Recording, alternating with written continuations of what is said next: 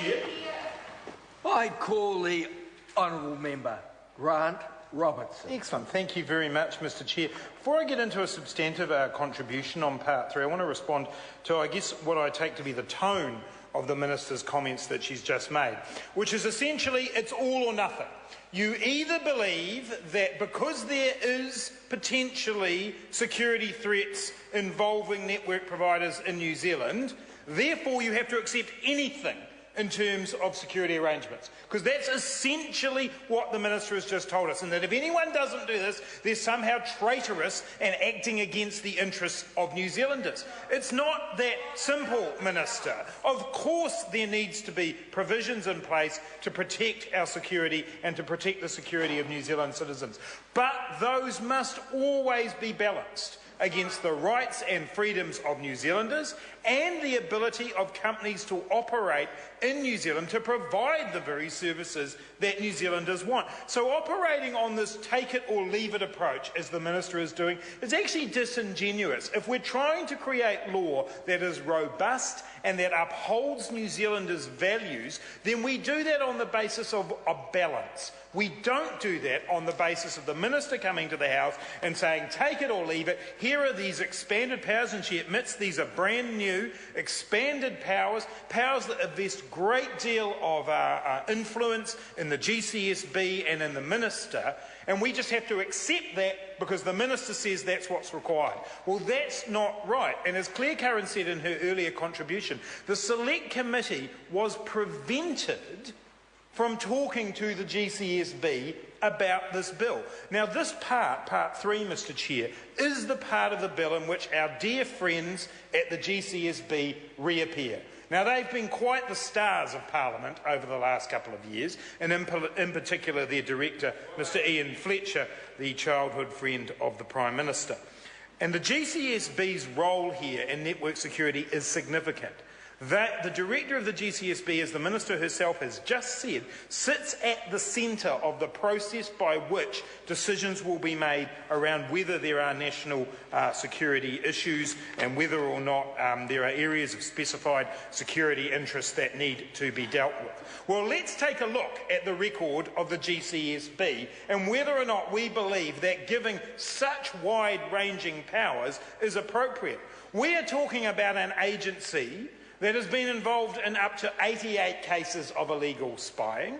We are talking about an agency that has changed its story time and time again about its role in the Kim.com affair. And the Minister says, oh, it's all fine because the director of the GCSB then goes to the Minister. Well, we saw what happened with the role of the Minister who was looking after the GCSB in terms of John Key. I don't feel reassured by that at all, that the Minister is doing that. In fact, all the evidence we have seen is that we should be very concerned about giving increased powers to the GCSB in this way, and we should be very concerned about the Minister then having the ability, once that recommendation has been made by the Director of the GCSB, to go off and decide to put in place the security measures that she is able to under this part of the bill. The GCSB's role, as we know from the earlier legislation that was passed, has now been greatly expanded. Their powers are greatly expanded. And I stand here today in front of a bill, brand new material, has never been put forward before, and the Select Committee didn't even get to talk to the GCSB about their role in doing this. Mr. Chair, I have absolutely no confidence, I have to tell you, that giving these powers to the GCSB without the Select Committee being able to scrutinise them, to ask questions of them about how they will go about this work is appropriate. We should not be passing part 3 of the bill with that in place. Mr. Chair, I want to reflect on what some of the submitters have said about the question of this part of the bill. And in particular, I want to refer to the submission from the New Zealand Telecommunications Forum. And what they said was their key concerns relating to Part 3 were that these new obligations had insufficient protection, transparency and appeal rights, and that they imposed additional obligations for which there was no compensation for any additional costs. And that essentially draws out two of the key elements of this bill that I hope I haven't pushed the Minister to tears or anything like that. No, that's good, seeing the tissues coming out. This bill, this highlights the two main bits of the bill that we have concerns about. The fact that there is insufficient transparency around these issues. Mr. Chair? The Honourable Member Grant Robertson. Because under this part of the bill, it is the transparency is provided, according to the Minister, by the fact that she has included through an SOP a role for the Commissioner of Security Warrants.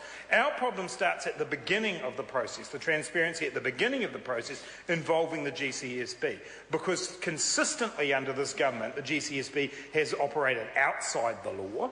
And then when it's been drawn back inside the law, we haven't been able to question the GCSB. We weren't able to question the GCSB when its own legislation... Exactly. Well, they did, that's right. They made their unlawful actions lawful by changing the law. But then we weren't even able to question the GCSB properly about their own law. Then the Select Committee wasn't able to question the GCSB about this law that they have to put into place. So I can only agree with the Telecommunications Network Forum, rather, that this bill does do that. It is also the question about the additional costs that have been put in place. Nowhere in this has the Minister been able to accurately answer in the debate that I have heard how that's going to be mitigated and how the so-called chilling effect on the industry in New Zealand will be able to be dealt with. So, Mr. Chair, Part 3 of the bill, in our opinion, is significant and departure from the law that we have had in New Zealand before.